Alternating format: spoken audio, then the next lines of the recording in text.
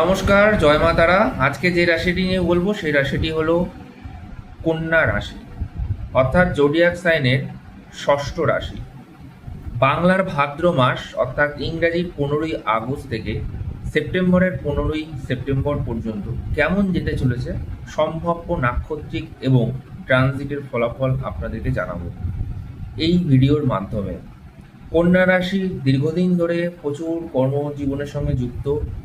কর্মের জায়গায় তারা পারফেক্ট এবং পাঞ্চুয়াল। কাজের জায়গা নিয়ে সবসময় টেনশন, সবসময় কিন্তু কন্ট্রোভার্সি এগুলোর মধ্যে পড়তে হয়। তবে এই মাসে আপনাদের আর্থিক দিক থেকে এই কষ্ট, দারিদ্রতা এগুলো অনেকটা মিটতে চলেছে। কিন্তু টাকা পয়সার যোগাযোগ আসলেও টাকা পয়সার সেভিংস হতে কিন্তু সমস্যা হবে, বা টাকা পয়সা বেরিয়ে যাবে।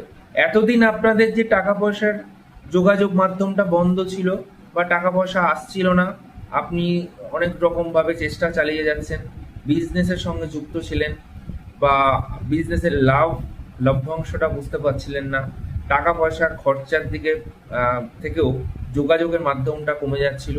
তবে এইটুকু আমি দায়িত্ব নিয়ে বলতে পারি, আগামী 2রা সেপ্টেম্বর থেকে আর্থিক দিক থেকে উন্নতি আপনার জীবনে কোথাও গিয়ে একটা পরিবর্তন নিয়ে আসতে চলেছে। কিন্তু এর সাথে আরেকটি কথাও আমি বলে রাখবো, যে খরচার পরিমাণটাও কিন্তু আপনাদের অনেকটা বাড়বে। খরচার জায়গাটা কিন্তু লিমিটেশন রাখতে হবে। খরচার জায়গাটা আপনাদেরকে একটা সীমাবদ্ধের মধ্যে রাখতে হবে, তবে কিন্তু আপনি আর্থিক যোগাযোগ বা আর্থিক জায়গাটা আপনি বুঝতে পারবেন। তবে ভাগ্যের দিক থেকে উন্নতি হতে চলেছে। আপনারা সকলের কাছে তো একটু অপ্রিয় হোক, আমি কন্যা রাশি নিয়ে সবসময় একটি কথা বলে রাখি, যে কন্যা রাশি সবার কাছে কিন্তু অপ্রিয় হয়ে যান। কিন্তু প্রিয় কখন হবেন, কখন আপনাদেরকে মান্যতা দেওয়া হবে, কখন আপনাদেরকে রেসপেক্ট করা হবে, তবে আমি এইটুকু বলতে পারি, আপনার রাশির অধিপতি বুধ, অর্থাৎ আপনার লগ্নের সাপেক্ষে দ্বাদশে রবির অবস্থান থাকবে। সম্মান নিয়ে বা অসম্মান নিয়ে এগুলো নিয়ে ভাববেন না, আপনি আপনার কর্মটা করে যান, কর্মে বিশ্বাসী হন, মানসিক শক্তির জাগরণ করুন, মানসিক বিকাশ আপনার মধ্যে হোক, আপনি একদিন ঠিক জয় করতে পারবেন।